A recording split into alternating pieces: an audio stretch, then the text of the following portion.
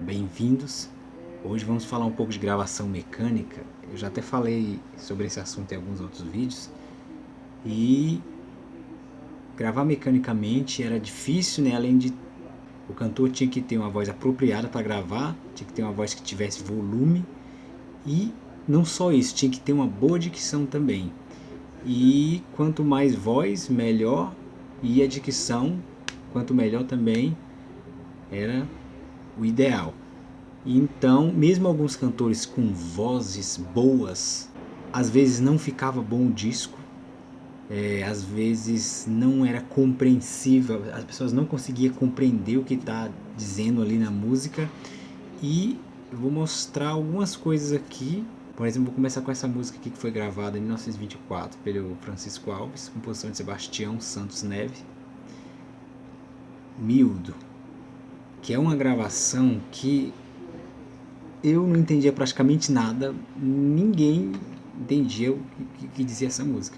Nem a Revivendo, quando lançou, a série Revivendo, quando lançou essa música em CD, não conseguiram colocar a letra no CD, porque não colocavam pedaços da letra, porque não dava para entender. Por mais que tentasse, não dava para entender o que estava sendo dito.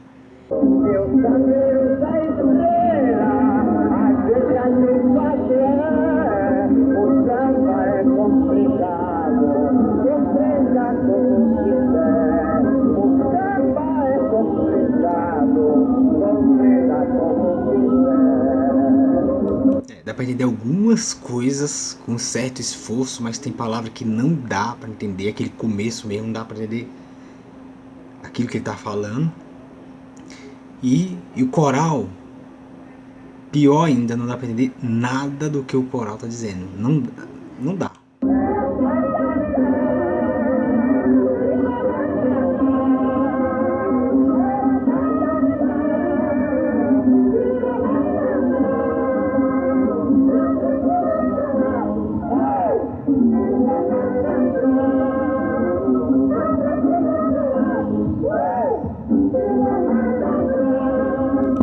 Não dá para entender nada.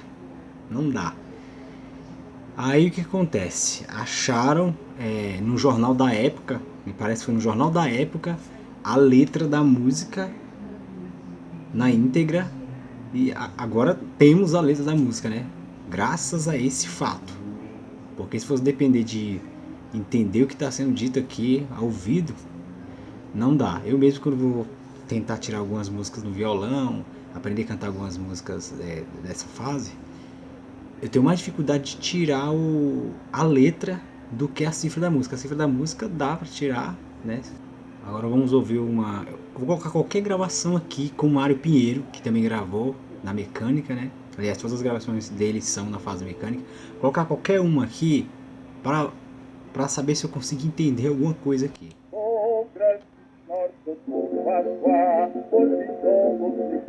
Entendi falar, sou grande de norte a sul, quá, quá. Agora a outra parte não entendi.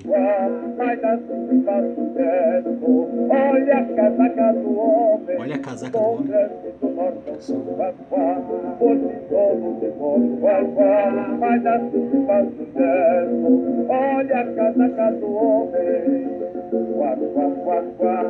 Se eu não me engano, o Eduardo cantou essa música com ele.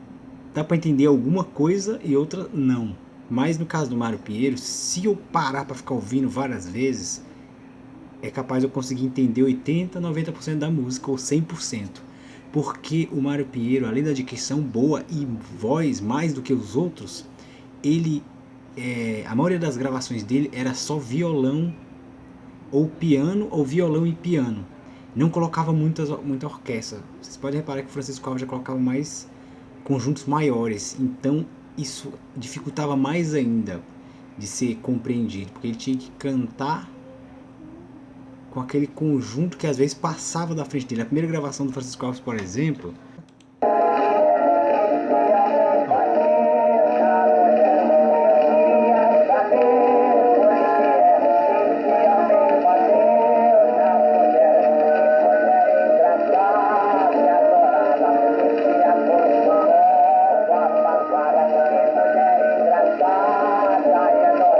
dá para perceber que ele teve certas dificuldades na fase mecânica, tanto é que até para o sucesso ele ficou alguns anos sem gravar.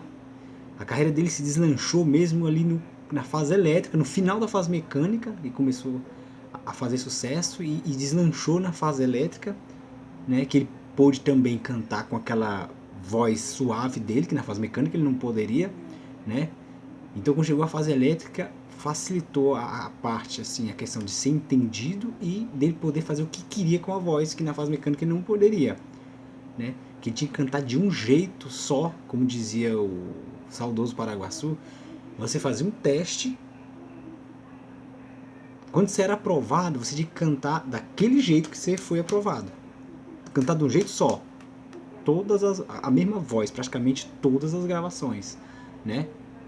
No show não, no show você podia cantar do jeito que você queria, se bem que no show também não, né? Porque no show não tinha microfone na época, então dependendo da quantidade de pessoas no show, você tinha que cantar com muita voz também, praticamente a mesma coisa da gravação, senão ninguém ia te ouvir no show, né? Tem cantores no teatro cantores líricos até, que eu ouvi dizer que alguns, hoje em dia são muito criticados porque a voz não passa da quinta fileira. É até estranho, né? Mas também tem muitos cantores líricos que cantam ópera com voz popular, praticamente. Eles acham, muita gente acha que chega na nota é o suficiente para cantar uma música assim. Não é assim, né? Mesmo que esteja cantando tudo bonitinho, tudo certinho, tudo perfeito, mas tá faltando a voz chegar. A voz tem que chegar, né? No público lá, nas pessoas lá. E alguns cantam com voz popular, com a voz que, por exemplo, Nessun Dorma, por exemplo, é um trecho de ópera que hoje em dia é raro você ver alguém cantando essa música como se deve. Cantam porque é uma música que tem que ser cantada com voz potente, e as pessoas levam só na beleza, na voz bonita, só levam nessa parte. Então a música perde a originalidade dela, entendeu? Nessun Dorma é uma música bem difícil, até cantores profissionais às vezes não conseguem cantá-la como se deve, mesmo, entendeu? E então, assim, a gravação mecânica, voltando pro assunto aqui, a gravação mecânica ela era bem complicada.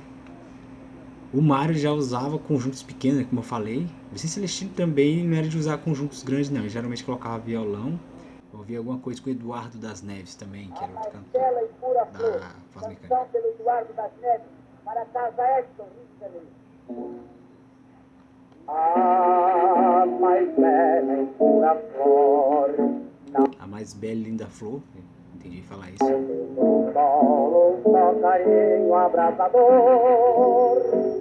Envolve a sede nada. Corola perfumada. Mas quando tem palavras que dá para entender, mas não são mais usadas hoje em dia, são meio que desconhecidas. Já percebi aqui. Mas dá para entender, no geral dá para entender. Aqui a gente vê que parece que só é violões também.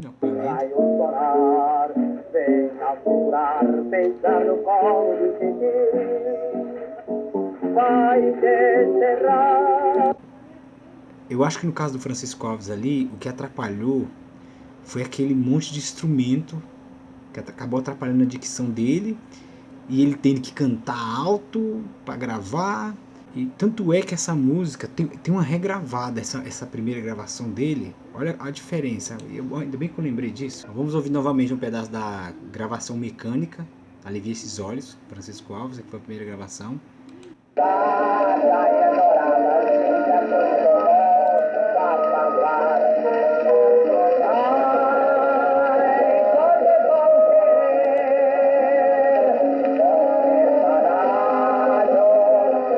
Bonito, o arranjo, eu gostei muito desse arranjo, bonito, o jeito, mas tá muito alto o conjunto na gravação, acabou atrapalhando a dicção dele. Agora vamos ouvir a gravação, a mesma música, muita gente não sabe que ele regravou essa música, ele gravou 10 anos depois, em 1929. Em 1929 o pessoal já estava gravando na fase elétrica, né? Então ele já gravou, percebe a voz dele, a diferença, o jeito que ele cantou, né?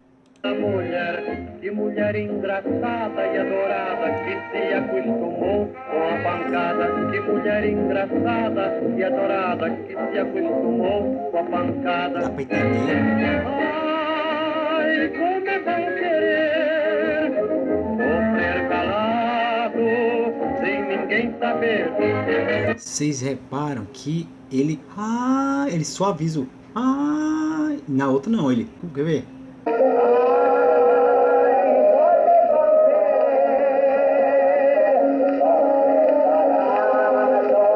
Sofrer calado. Tem... Olha a diferença aqui. Ai, como é bom querer. Ai, como é bom querer. A voz quase num falsete. Sofrer calado, sem ninguém saber. Conjunto também grande, mas já conjunto também grande dessa gravação, mas já era gravação elétrica, né? Ele tinha o microfone ali pra... eu gostei muito das duas. A segunda também, apesar... Eu geralmente gosto mais da gravação feita pela primeira vez do que a segunda. Geralmente, dos cantores assim no geral. Porque eu acho que na primeira eles capricham mais. Mas nesse caso aqui dele, como teve esses problemas com as mecânicas e tal, adaptação lá, e na fase elétrica ele cantou do jeito que ele queria, eu gosto das duas gravações, entendeu? Eu gosto talvez mais um pouco do arranjo da primeira. Só que assim, essas gravações, por exemplo, tipo o miúdo que eu mostrei aqui, que não dá pra entender praticamente nada, isso em alguns países eles não deixariam o disco rodar, o disco vender. Mas alguns cantores, por exemplo, Henrico Caruso, quando ele gravava um disco, depois desse disco gravado e tudo, ele e o empresário ficavam ouvindo o disco e os dois tinham que aprovar para esse disco ir para venda, para vender. Caso contrário, tinha que gravar de novo. Tudo tinha que ser certinho, entendeu? Se acontecesse uma situação dessa aqui, eu duvido que o Henrico Caruso ou o empresário ia permitir que esse disco fosse vender. Inclusive tem músicas, por exemplo, tem uma música que ele gravou várias vezes e não estava dando certo. Então o Henrico Caruso gravou várias vezes, fez a gravação, tentou várias vezes para conseguir gravar essa música. Eu não sei no que dava errado, que ele não estava conseguindo gravar essa música. Aí vamos de novo. Aí não dava certo, vamos de novo. Até o pessoal que ficou, ele até se admirou do pessoal que estava acompanhando ele, que não se desgastou tanto, porque eles deviam estar muito cansados, principalmente aqueles que tocavam os trompetes, aqueles instrumentos de sopro, deviam estar muito cansados. Mas aqui no Brasil parece que não tinha muito esse cuidado de ouvir a música, saber se dá para entender o que está escrito ali. Então, gente, então é isso aí. Até o próximo vídeo, que eu não sei quando vai ser, mas eu espero. Eu tenho um monte de coisa para falar, fazer vídeos aí. Mas quando tiver tranquilidade, silêncio, momento apropriado e até lugar apropriado também, eu faço outros vídeos.